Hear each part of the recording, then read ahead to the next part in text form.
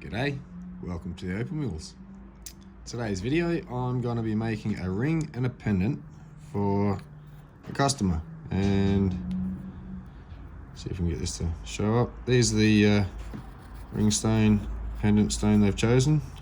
These are not my stones as such.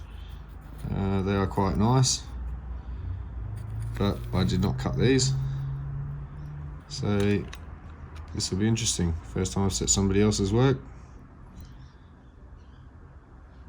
So not really going to go too extravagant as far as the design. They want it quite simple, very well presented but simple. So not sure why this camera's not picking up the, there we go, staying so well, wasn't zoomed in. So anyway, some beautiful colour throughout these stones, and very well matched. So this will be the little ring stone, and selected out a little half round band of silver, and I'm going to make a base and put some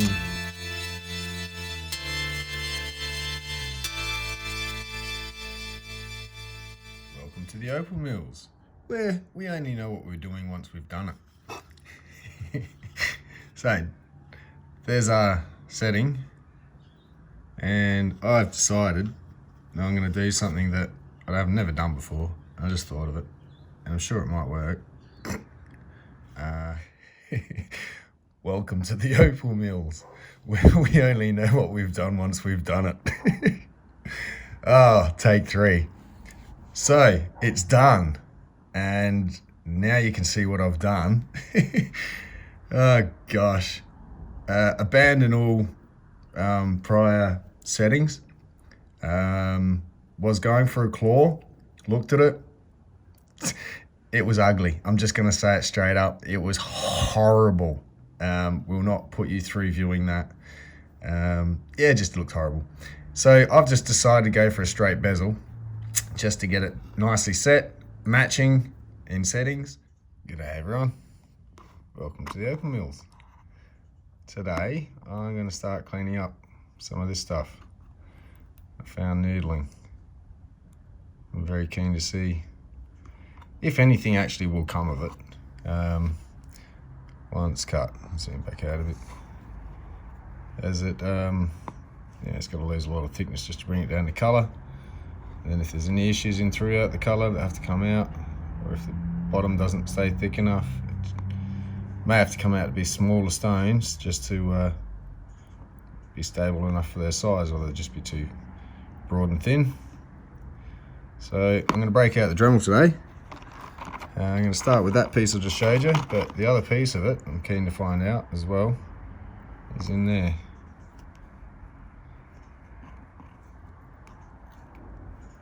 And all through there. So not sure what that'll do on the inside, or if it'll just disappear from view. Hope not. So that and a few others, I'm gonna just take the tops down and have a good look at. I'm not gonna go too crazy on all these at the moment. It's more for curiosity. I will get one finished. Well, at least I hope to get one finished. Yeah, can't make chickens before my eggs are hatched. There it is. It's another little slither of that red bit. Kind of broke off. Sort of went together. See if I can do it again. So this piece, I think, it's come off here somewhere. There we go. Like that. And like that. Which is how I found it. Sort of broken as I was picking through the dirt. Flicked up a piece, flicked up another piece, flicked up this bit, and it's like, oh, cool. Unreal. So that's always good. Okay, so I've tried to pick an angle where I can show you as much as I can while I do this and not wander off camera. So I'll just bring it back up to the camera now and then, Let's get a better look. Here comes the noise. I'll just put some music to this and yeah, see what happens.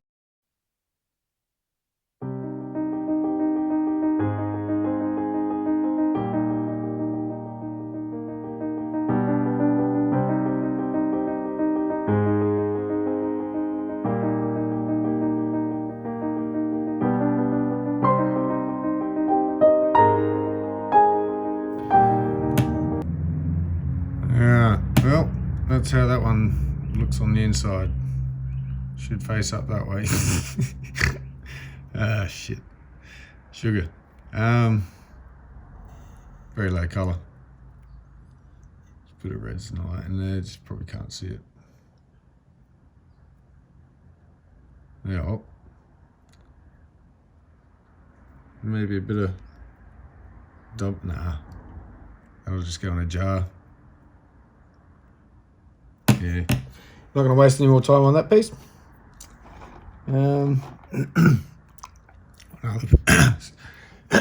Jeez, excuse me. One other piece I'm curious about is this piece, to see what that green does, if anything. So, back at it.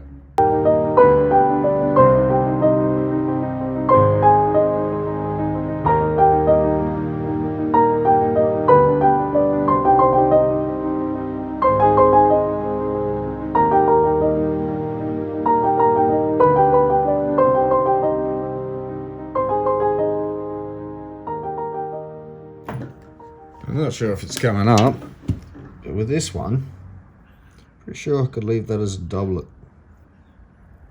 Have it that face up, overlaying the purple. So I'm going to put a flat on that. Put a backing on it, have the purple in the bottom with that colour overlaying it. Oh, that looks awesome. Hopefully that'll keep the purple shine better than just a jelly or a crystally. So the decision there to get the most out of it for what it is, rather than just cut a stone that won't really bling too much. So I think it will be better put to use with a, where are we? I think I've got a black background. Yeah, might get some more colour out of it that way anyway. See what happens. So put that one to the side. Pick another one.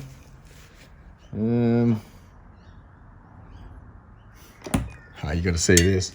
You're always being watched here, and I've got a few of these little jumping spiders in the shed workshop here. So this little fella just got a fly. Lunchtime at the Opal Mills. Hey buddy.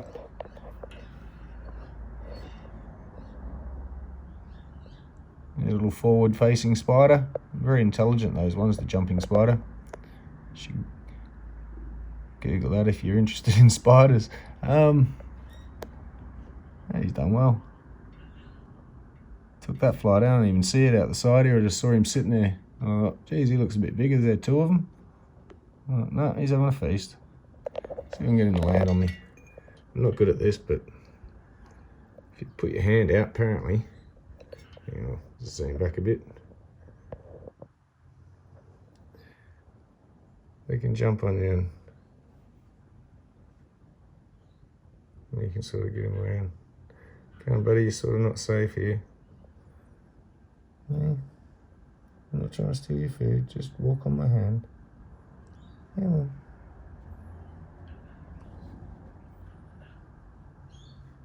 Oh, no, I've disturbed him. Sorry, buddy, go back to eating, I'll leave you alone.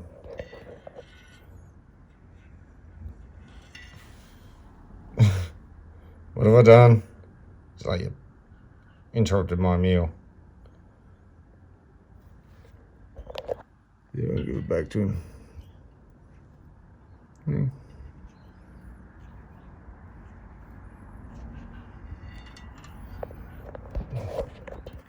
fumble around here for a minute. There you go.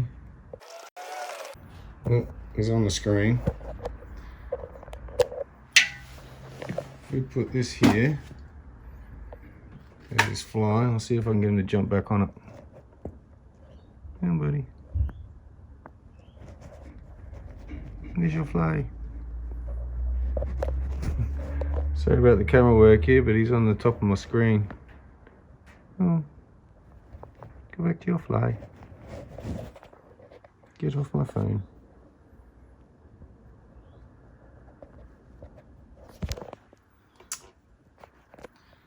Ah, dear. This is kind of comical. Come on, buddy. Jump. Jump. Jump. Go. Oh, God. Get off the phone. Here's your fly. There we go. God, that wasn't an effort.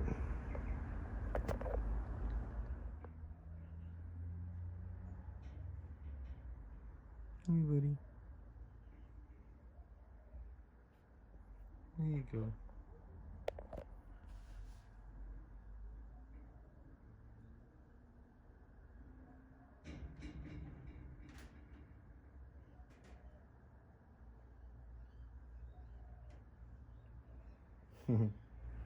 Abandoned lunch plans. Yeah, you can have something else to eat later. I'm sorry, bud, but if you stayed on my bench, chances are you would have maybe got a bit squashed. Anyway, I'm getting distracted. Sorry, guys.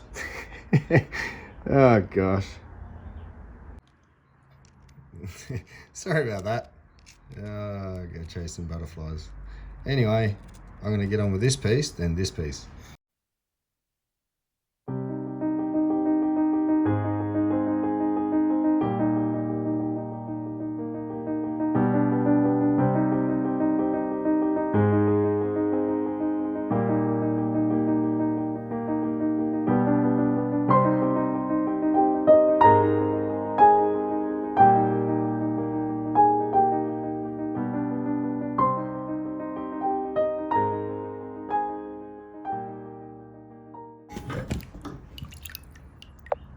Yeah, really nice colour in this one. Cutability, oh, I don't know. This is the thinner bit, thank goodness. But I will be doing something with this, even if it ends up as a couple of smaller bits to get it done, but make into doublets just to keep that colour and give it something to cut upon. That's awesome. Found that. Oop.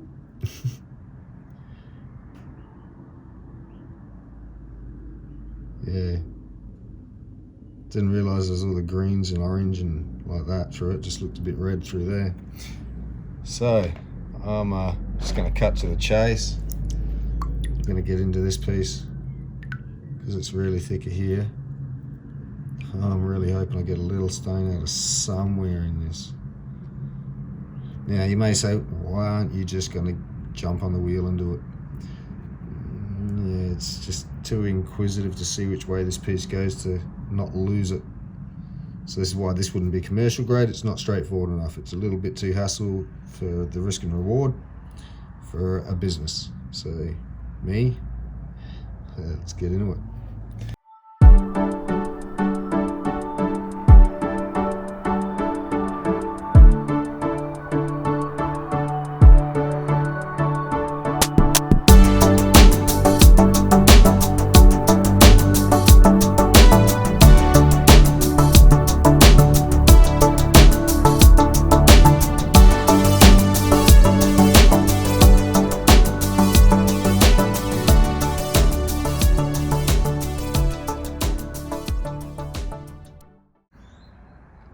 Okay, it's a little bit of colour there. It's got to clean it back up, but there is a split through there. Not sure that matters too much, it's right on the edge. Can't break it off yet. There's a little bit of colour there. Might get a doublet out of as well. So I think that's about how they're going to work out as doublets. Might get a nice matching pair, some fantastic colour. That with a black background and doublet. It's just not really thick enough to stand by itself, so yeah, unfortunate, but free. Whee! So not complaining in the slightest.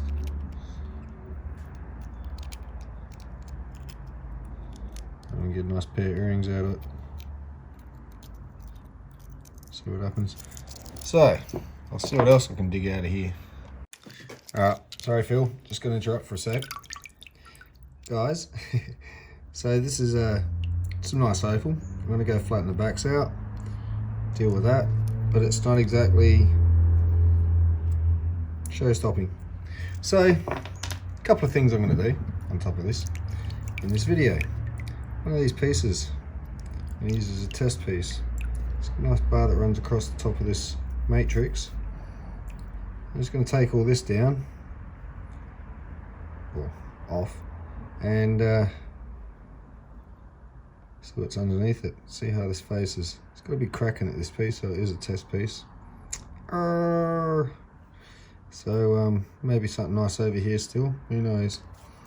But also, when I get to the sawing part, got this piece. And it's a nice specimen, don't get me wrong. But I want a slice. This is a new face where it's come out the ground. So I'm thinking just one off the end, just to see what the inside looks like and if it will treat at all. So experiment time, and this. So I'm going to head over to the wheel, start grinding this down and flattening the backs of the other bits ready for doublets. Okay, before I get started, let's just explain. This actually might help some people figure out how they can prepare their pieces for doublets. Triplets, you want an even slice and thin at that. It doesn't need to be thick on a triplet, otherwise it may as well be a doublet if it's thick enough. Don't make a triplet if you can make a doublet. This piece should be thick enough that if I flatten out this purple without going through it, should give a good effect. Hopefully. I have to lose this end eventually. Get rid of that. Make a nice little stone out of that bit. So anyway, just showing you basically how you just flatten out the stone, and doesn't matter if you leave some wheel marks in there, not too much obviously, as it does show, but the minimise that the better. So I'll try not to grind this into dust as I try and prepare it. May need to be sliced before I might be able to take this end down. It's a bit of a curve in it, that's all. It's a bit of a hollow in the back. Just so I can come down. Anyway, turn the machine on.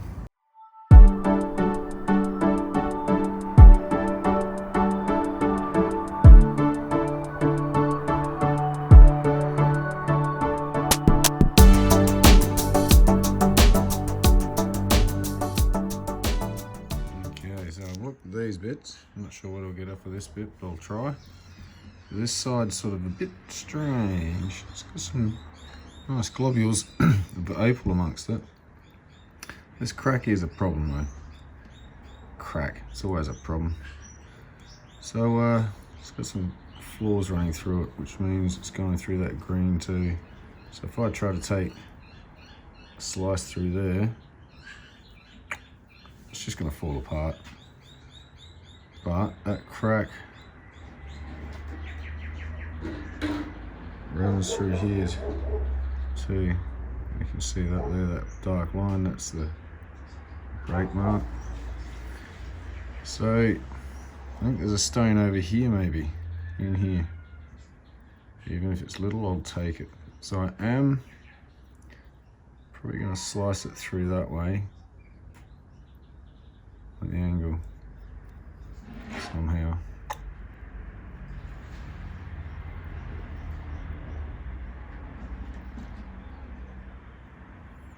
I want to take as much of that little bit as possible, so I might take it a bit lower here, just to see what happens in there if that thickens up a bit.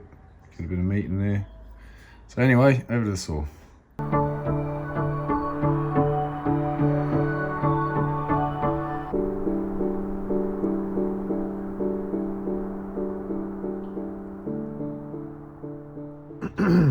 Okay. It didn't like to be sawn, so we've got a few little pieces here to play with. And apparently it's all white inside, so it might be a really good piece to cut some nice stones from after all. I'll maybe slice the rest of that rock up back over the wheel.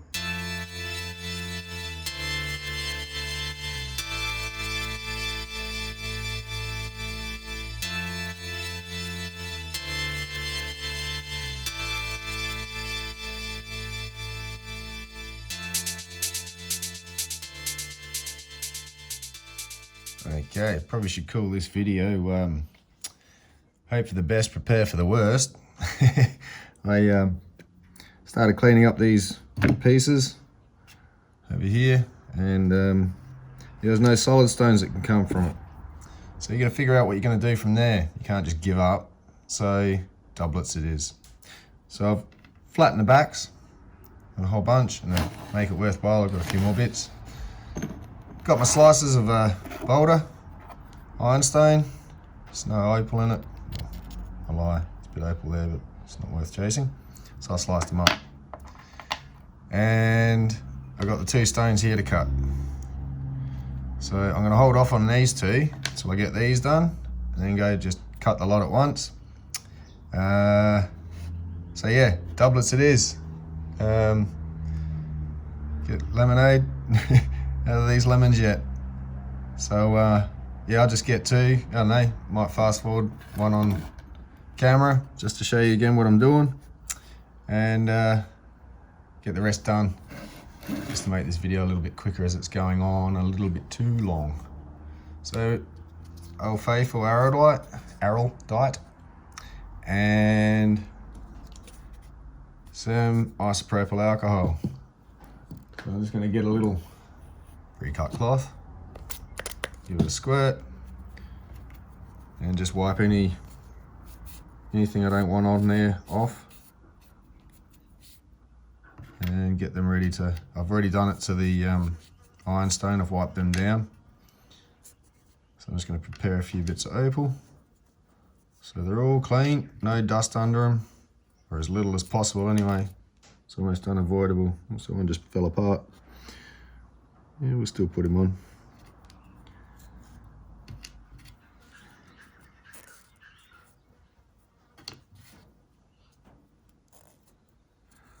Just when these dry out, any dust left on them sort of sticks to them. So we're just going to make sure it's as dust free as possible. Yeah, I'll leave it at that. Guess get something done and come back to the rest. So where are we? I'll get that one on there as well. I've picked out a couple of nicer bits too for doublets. So hopefully they'll turn out really well. For instance, probably can't see it too well while it's dry. It's got some really nice reds inside there.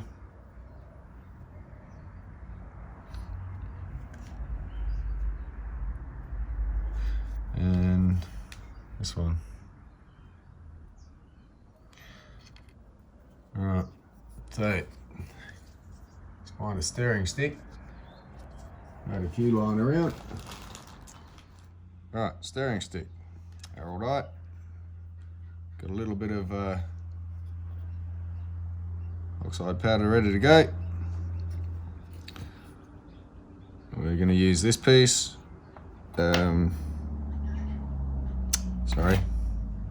This piece, and get a few bits on in one.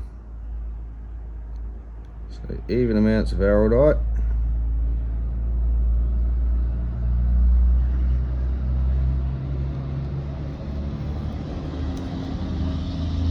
Pull the plunger back a bit, make sure it doesn't keep coming out. lid back on, and we start stirring. We've kind of got a little bit of a time sensitiveness to this, as it will want to set.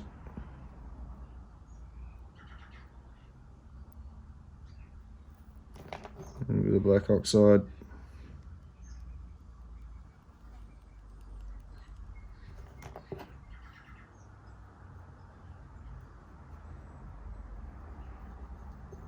Stir it right in.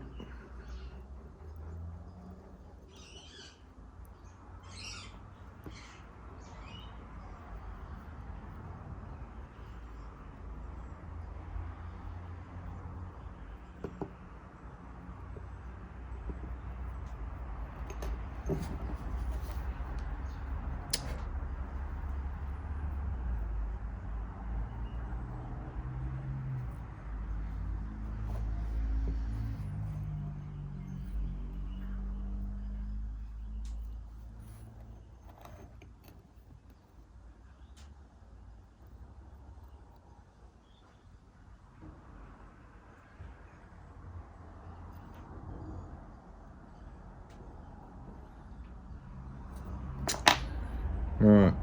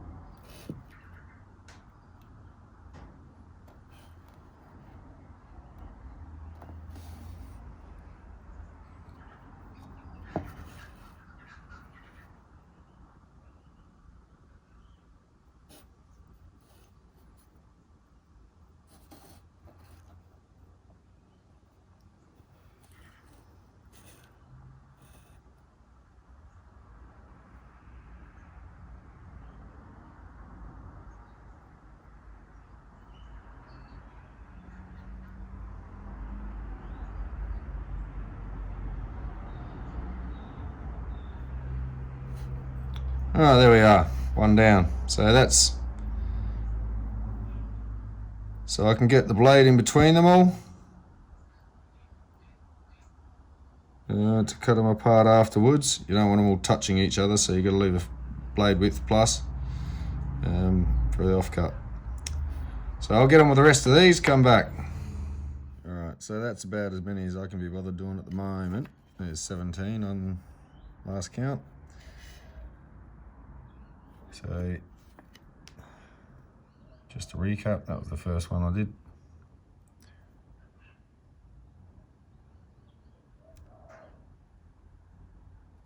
And it's like you do want to bulk it up because it's like you're setting it back in a host rock and you're going to cut it back out again later.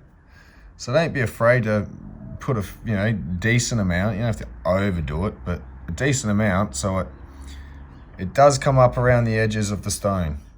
Otherwise you risk an air pocket or something underneath, or a gap, or a non-stick, a spot that didn't stick well. So it's not going overboard, but each piece has to be sort of wading in water type look, up to its knees at least. And that way you're just a bit more sure. So again, not something I really wanted to be doing with all these bits, but that's what they are. And unless they hit the scrap pile or the chip pile, and you got to learn what to do with the bits. And I was just thinking while I was doing this, it's a bit like trading up. if you've ever seen any one of those shows, I think Discovery Channel did one, pretty much called Trading Up.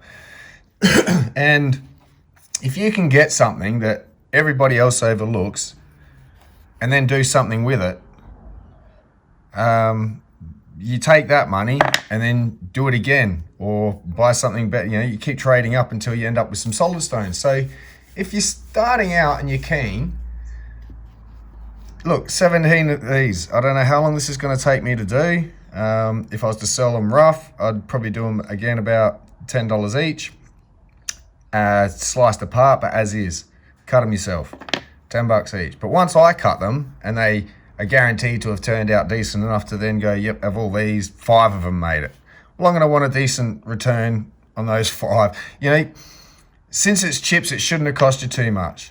The effort and time is key. If you ain't got time, you'll never get it done. So then the effort, you just do it. I don't know what the payout on these is going to be, but whatever I get out of these pieces that would have just, as I said, probably hit the scrap pile, it's all gravy in a way. So you take that money, you keep it aside from everything else. If you can make some money off of these, so say I sold them for $170 as is, or finished a couple up and just rounded it up at a $200. Even these two here are going to fetch nice prices. Probably could have been cut. Yeah, maybe not solid, but I think for the lifespan of them will be increased by what I'm doing to them, regardless of what I'm doing to hurt the price. So those two alone, once somebody buys it, cuts all these, they'll do very well out of these, I'm pretty sure. So if I cut them all and end up with even say 5 decent ones, you know, at $50 a stone, it's an extra $250, plus you got all the crap ones, or not so good ones, excuse my French. And you know, you take that money that you never would have had otherwise, and you use specifically that to see what can you do with it. Go and buy some more bits that are more sure of being a doublet. It's almost like, keep it a secret. These guys think, oh yeah, can't cut solids from it. It's waste. Buy it from them cheap if you can. Just do it. Don't even clue them in on what they're parting with. That's their problem for not figuring it out. Buy some decent chips, and you know, when I say chips, I mean thin pieces. Not so much inlay. It's getting a bit too small under 5 mil. You really want, you know, something decent, but too thin to do anything with. So people probably classes it more as a specimen. So keep an eye out for specimen bits that might be useful, not all specimens, but thin bits that are just like, yeah, the cutter just put them in a jar and be done with it. Someone might cut 1 or 2 small stones out of the whole pile, but it's pretty much just colourful enjoyment. And you look at it and go, but if I stuck a backing on it, what would happen? And see what you can come up with. As I say, once you do that, maybe you take that one. Say I sold it for $250, I go buy an actual $250 piece of rough, just one. And if I do it right, it's all the eggs in one basket bit. You could turn that into, you know, even if you just double your money or make a couple of $100 off the top, you're not running a business. You're just trying to trade up. So attack it from that point of view and see how you go. And maybe you'll see some more of a result on, oh wow, my stuff's selling. Even though it's not selling for what you think you'd like to get for it, it's selling. And as long as you're getting more than you paid financially, you're trading up. Yes, it's going to take some of your time. No, you're probably not going to get paid for all that time. I don't know. For sitting here for the day or for an hour, whatever it's taken me to get all these bits, you know, if I took into account slicing up the backing, picking out, then facing up one side of these to stick down, preparing, gluing, now drying time, then slicing apart, then cutting. You know, these are all costs that you may never actually see. So to me, you could look at these as go, all right, what if I grab them and just use them for practice? And if they turn out, I'll sell them. If not, well, I've paid for practicing. It's probably cheaper than a course. It's all perspective, I suppose. If you're going to look at it all as, why am I not making a lot of money? Opal's supposed to be worth a lot of money. Well, yeah, some bits are just not going to be worth anything but a chip jar, and that's what I'd call a chip. Something so irregular, there is no possible way. You'd be barely lucky to get a piece of inlay out of that. It's way too thin, not enough colour, and so irregularly broken up, you don't even know if, once you try to tidy up, if there's any other fractures in there. Blah, blah, blah, blah, blah. So to a point, you can do something with some bits. Some bits are just, yeah, chip jar. So, got these two here as well still. I'll wait for these to dry, sliced apart, then I'll go cut all this at once. These will get treated, and I'm gonna go slice up another bit to cut with these, or the rest of this piece, and start treating that to see what that turns out like. So I'm pretty sure I can see some of the colour, so I'm just gonna cut them as I see them, and hopefully I've faced it all the right way at the end. But anyway, there we go for now. I'll come back when these are dry. Alright, nicely set, very hard. Left them overnight. Gonna just start sawing them apart, see how we go.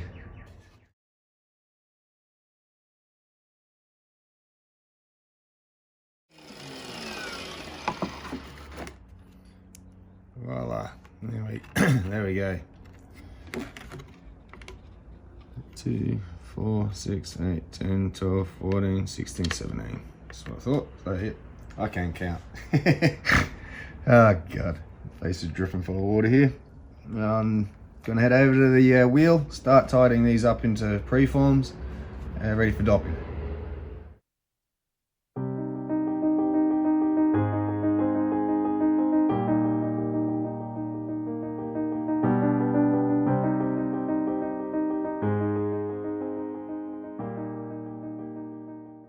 Alright, here we are with a handful of hope.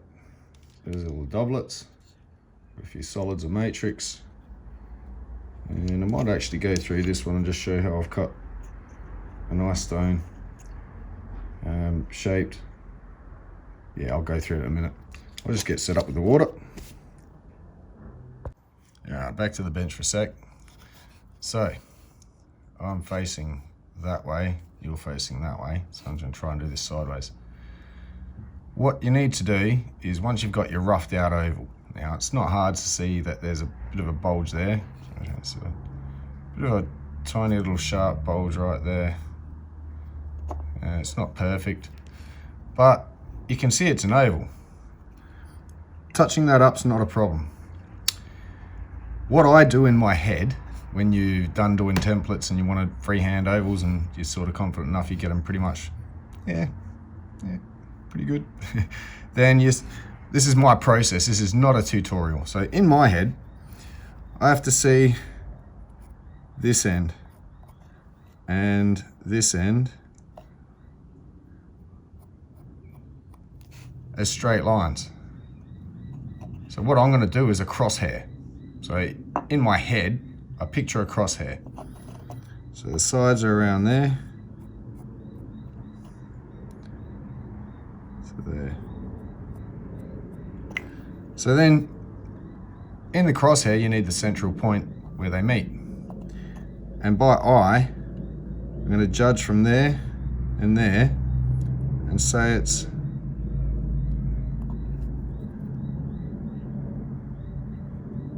in. Hang on, let's get this pen to work.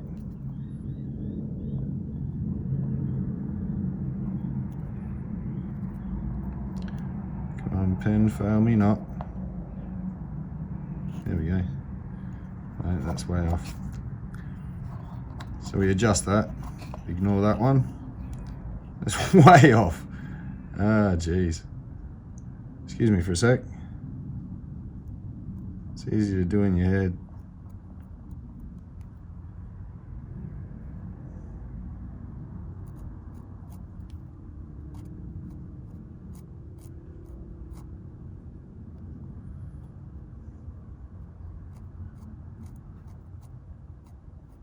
So roughly there, I'd say, is my center. Once the edges are brought in. And I know it may not look like the center, but I can see what I have to do yet to bring it in and go, yeah, that will be my center. So Pretty sure that was pretty central, but I think I'll go a bit this way of it. Before we do the full crosshair, we just look at it. I think, yep, that's pretty good. So we continue that straight and 90 degree to the other one as possible.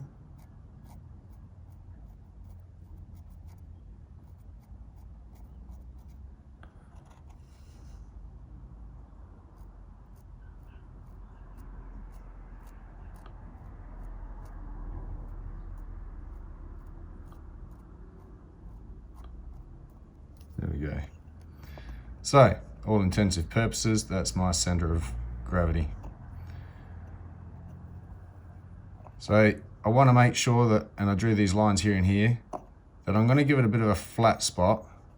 So what I do is I point it straight at the machine the way I think it is, which by this line in the middle going that way, you point that straight at it, but in my head I could picture it, and get a little tiny flat spot there. From there you can figure out your point where you start bringing it left and right from there. Same again that end, till you're all, again with the sides, till you're starting to see an even produced, and then it's getting these rounds the same. And it's like this one and this one are the same, this one and this one are the same. So once you get the movement of this one and this one, same follows with this, and it's a bit of muscle memory, I think. That's what sort of helps. So we'll go over and see how close to the mark I get with this. Jumping ahead. So other thing is, I need a very nice, even around the base line. So I'm going to sit up against the machine and turn it that way, obviously to get my oval shape, leaving it nice and flat there. But at some point you've got to start your round. And so keeping it as low as possible, whilst making sure that there's plenty of room for correction from the base. But I'll get a nice line across all the way around, and that will be where, if I bezel it, the bezel starts folding over. And if your bezel's nice and straight, which it should be, and this line's nice and straight, then that bezel just folds over and looks fantastic all the way around. Otherwise, you're in trouble and you have to file up and down to follow this line if it's out. From there, we'll start getting a bit of a bevel down to that line, so that we know never to go down past that line once it's there, and everything gets rounded to the center. And I'll go through that, how to get a better finish on not just cutting free forms. It's a little bit different when you cut calibrated. Free forms, you can sort of, it's free form. There's a little bit of sloppy cutting. Not many people realize the full process on how to do this, and I don't always do it either, don't get me wrong. It's not always worth the effort to, but I'll show you with this one. All right, there at the wheel, gonna start doing the round. So I'm gonna keep holding it with the stick straight up and down, parallel with the face of the wheel, and that'll help guide a straight line all the way around. And then from there, start getting that line round, and then from there, we'll get our round. So I'll put some music to this. You can sort of see there's a little tiny flat spot still there. I'm going to leave before I do the final round around, just to get it all even first. Same again with this one. Should have a little bit of a flat spot still left there.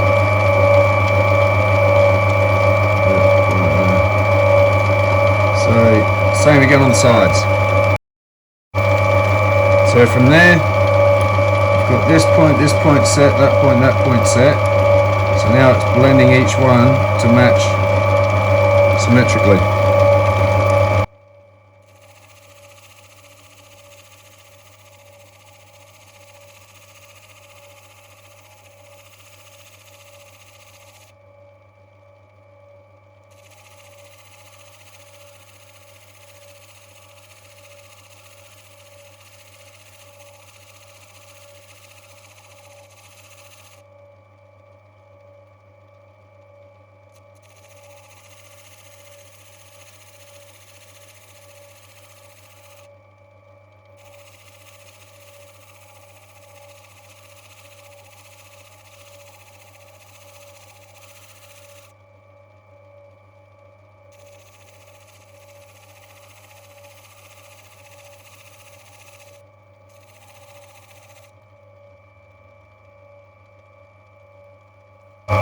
Now you can see it's starting to come into what appears to be a really nice oval shape, but can be still out by eye, so I'm still picking on it right now in my head and going, I can see my points, they still need to be dealt with either side.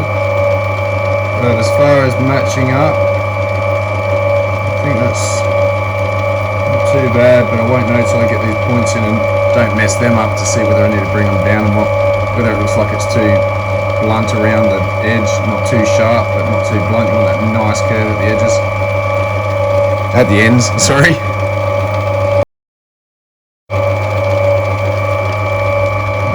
The end's done, so this end is sort of make sure the sides are on now.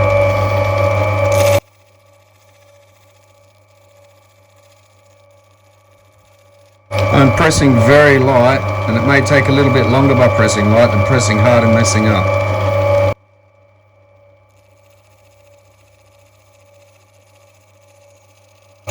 The idea is also keep it moving as it's on the wheel, otherwise you'll end up with a flat spot.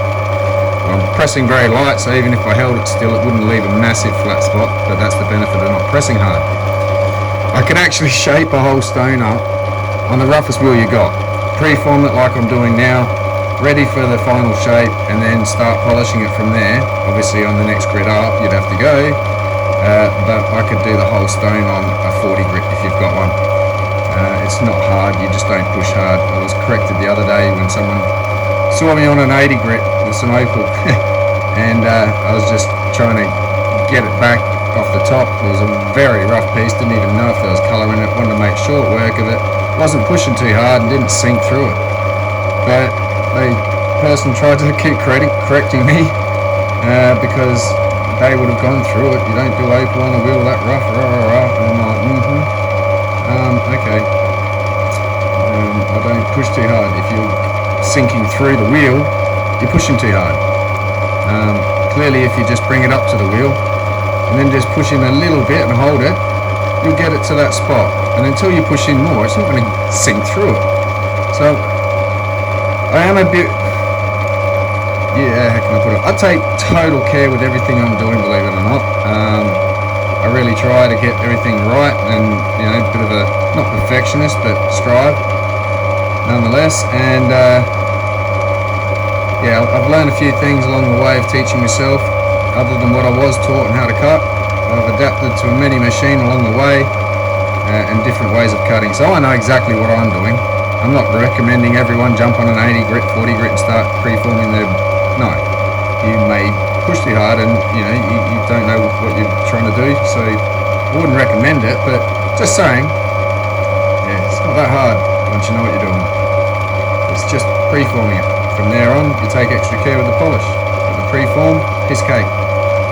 Anyway, I'll keep going with this one. I feel a bit of a point still at these ends I want to get rid of, and this is from back in the day of joinery. Run your fingers along the joins to see if you can feel something, so this is coming in handy, and my fingers are worn away nicely off the wheel, so I can really sensitively feel any bumps. I can feel a little spot right there, one right there,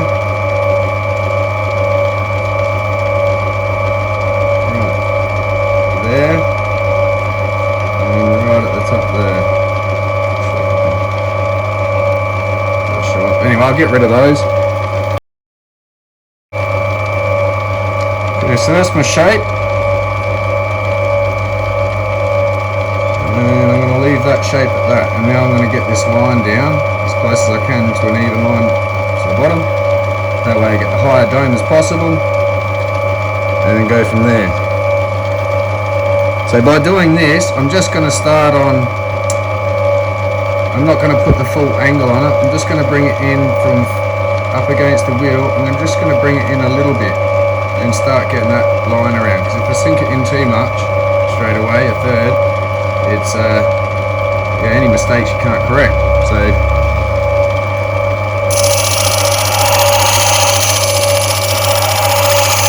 being oval on the stick, it's going to travel from here to here quicker than it travels from here to here around the sides. Because it's turning, it goes fast, slow, fast, slow, for the same speed rotation. So I always start at the end and just bring it round, lightly press here, and then sort of push again as much as I'm going around here, and then every 1 or 2 laps of that I'll do a full lap coming right round there just to make sure I don't end up with another point. But that's just to also ensure that by doing the laps I don't just keep shrinking this into a nice fat oval. Now I can show you.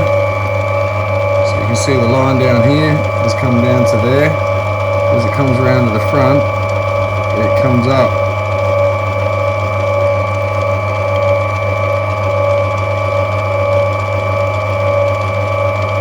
And that way I'm just bringing in the sides because they're a lot more chunkier to remove than just these ends. And if I kept doing it lap for lap, as I say, you'll end up flatter here and still bulky here.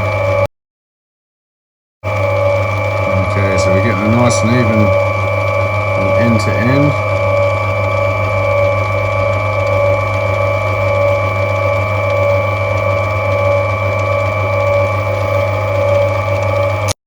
Now it's dry, I'll quickly show you. This line comes around, it's a bit of a hump in the middle there, still got to deal with, but see how the ends come down and then it humps in the middle there. So you just got to watch that. So now I'm going to bring the next edge I'm starting on, which that one's set, so I'm going for this angle here now, bringing that slowly down. Get that first from the parallel sides, the first angle in needs to be even, so that's where the bezel or claws are going to clip on, hang on, and then from there you need to start getting your round up to the top in a dome shape. And again, we're looking for a nice even line all the way around here. You start to see from the ends how it comes up, and then it facets in again. I suppose you sort of rounded facets to start with. As you can see, I'm taking more off this side than this because of the centre. It needs to be more central. To the centre, just a bit off centre here, just got to come over more. Yeah, the water pressure keeps dropping on me every now and then.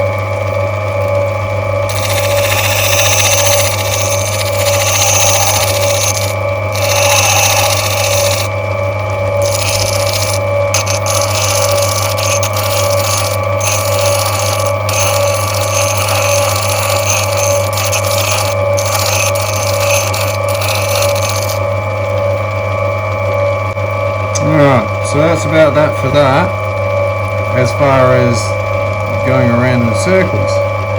Now we're going to get the round a bit better and get these facets out, facet marks. So this is where we start. I usually rest my finger there to sort of protect the edge there, so it starts where you want it to, but you never want to round down and come past that point. Well, I don't, so don't lose that edge. So we're going to rock it forwards and backwards like this, from here to the centre, here to the centre, here to the centre, rotating it in increments. There we go, as you can see, a much better finish, a much nicer curve, still not perfect, but the next wheel I'll make sure I get it out on. This one's a bit too rough. I'll leave the camera going, it's not that hard. Next wheel.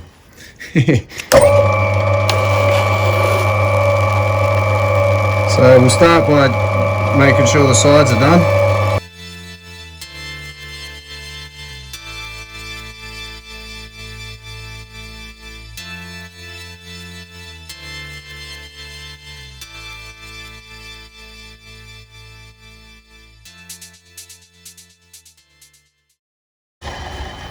Alright, there we have it. One domed, evenly cut oval. So, trying to maximise the potential of these ones. They're thick enough to do it, and it broke off in chunks. I was hoping to have gotten a slab, but oh well. Let's see how well it takes another treat. And anyway, I'll get on with the rest of these and come back.